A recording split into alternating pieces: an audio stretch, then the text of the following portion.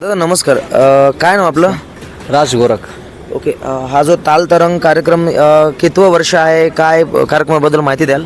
आम्ही हे कार्यक्रम यावर्षी फर्स्ट टाईम ऑर्गनाईज केला आहे आणि इथून पुढेही चांगल्या पद्धतीने करण्याचा प्रयत्न करणार आहोत. आमच्याकडं पब्लिकचा रिस्पॉन्स एक नंबरचा आलेला आहे. सगळ्या नांदेडमध्ये फर्स्ट टाईम असूनसुद्धा आम्ही व्यवस्थित कार्यक्रम पार पाडला आहे. ओके. किती ऑर्गनायझर आहे टोटल मिळून? आम्ही 5 जण आहेत. प्रथमेश गेनवाड, अभिषेक गच्चेवार, राज गोरख, पवन जाधव आणि तुषार पोर. ओके. 5 जणांनी ऑर्गनाईज. 5 जणांनी ऑर्गनाईज केला. काय सपोर्ट वगैरे बाउन्सर पोलीस प्रशासनाचा कसा सपोर्ट आहे? SP साहेबांचा, अविनाश कुमार साहेबांचा एक नंबर सपोर्ट आहे आम्हाला. त्यांनी चांगलं आमच्याकडे लक्ष दिलं होतं, त्यामुळं आम्ही चांगला कार्यक्रम पार पाडू शकलो. त्यातली बाउन्सरची आम्ही एक 15 ते 18 माणसांची टीम आमच्याकडे आहे. त्याच्यामध्ये 6 लेडीज आहेत आणि 10 बाउन्सर म्हणजे जेंट्स आहेत. लेडीजच्या सुरक्षेसाठी? लेडीजच्या सुरक्षेसाठी 6 आम्ही नियोजित केल्या होत्या इथं. इथून पुढे आता पहिलं वर्ष आहे, कसं यश वगैरे भेटल्यासारखं वाटतंय का? आता जवळपास 1-2 दिवस राहिले देवीचे.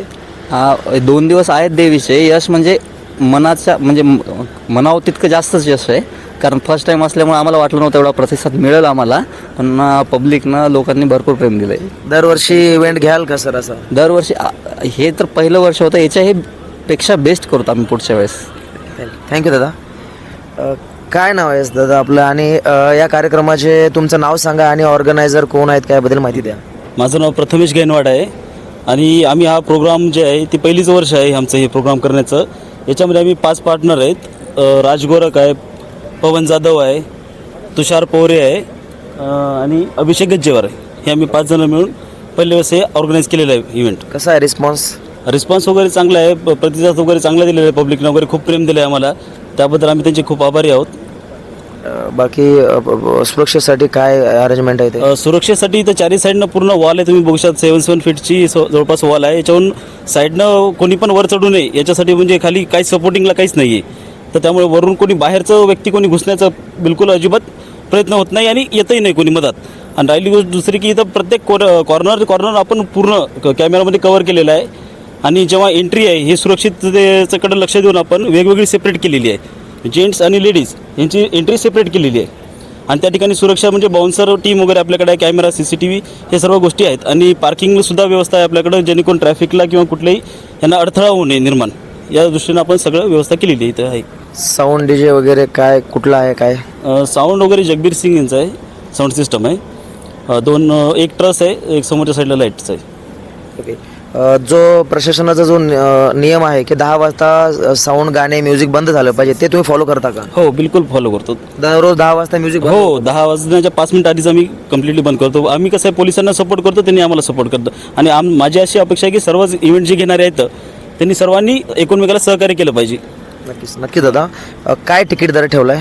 तिकीट दर आपण 300च्या जवळपास ठेवलेलं, 300 ते 350च्या दरम्यान. ओके. लेडीजसाठी काही सुविधा वगैरे किंवा काही त्याच्यामध्ये कन्क्लुजन आहे लेडीजसाठी? हो, लेडीजसाठी पण आपण पहिला 1 दिवस तर कम्प्लिटली फ्री दिलो होतो.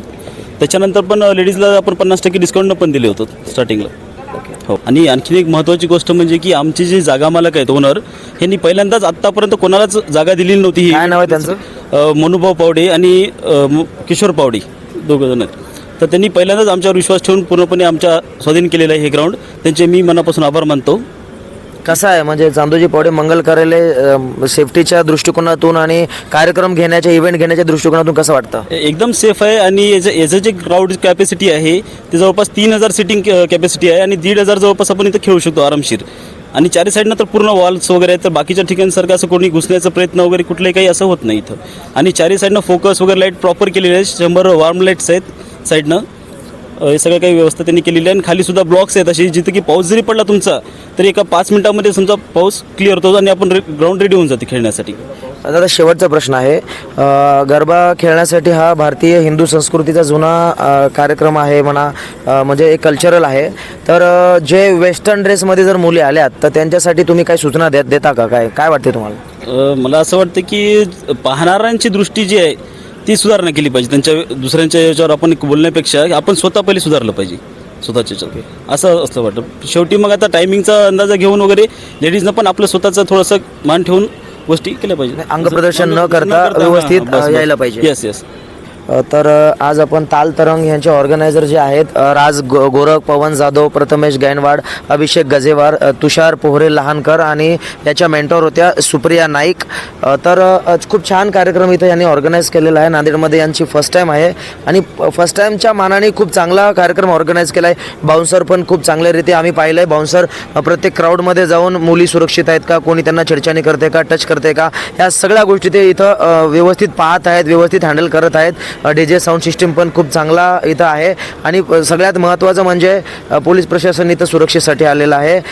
यांचं म्हणणं असं आहे की SP साहेबांनी व्यवस्थित त्यांचं लक्ष आहे, कुठे काही अनुचित प्रकार घडू नाही आणि प्रशासन वगैरे चांगलं लक्ष त्यांनी इथे दिलेलं आहे.